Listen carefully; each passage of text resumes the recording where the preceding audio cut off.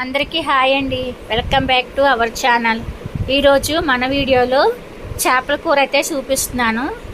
ఇదైతే అమ్మమ్మల కాలం నాటి చేపల కూర టేస్ట్ వస్తుంది. ముందుగా అయితే చేపలు తెచ్చుకొని క్లీన్ చేసుకోవాలి. వీడియో నచ్చితే లైక్ చేయండి. కొత్తగా మన ఛానల్ ఎవరైనా చూస్తున్నట్టయితే సబ్స్క్రైబ్ చేసుకోండి. చేపలు క్లీన్ చేసుకున్న తర్వాత పసుపు, సరిపడా ఉప్పు, సరిపడా కారం వేసుకొని 2 టేబుల్ స్పూన్ అల్లం వెల్లుల్లి పేస్ట్ కూడా వేసుకోవాలి.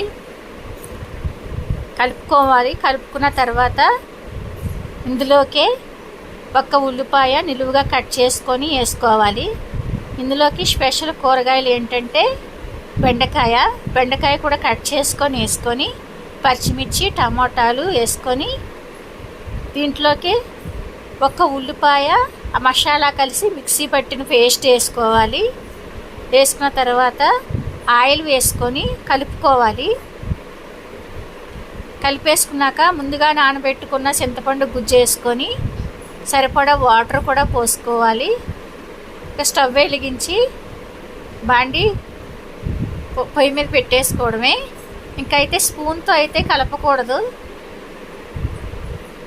తర్వాత కూర దగ్గరికి అయిన తర్వాత కొత్తిమీర వేసుకొని స్టవ్ ఆపేసుకోవడమే. చేపల కూర వేడివేడిగా కన్నా చల్లారిపోయాక తింటే చాలా టేస్ట్గా ఉంటుంది. వీడియో నచ్చితే లైక్ చేయండి. Thanks for watching.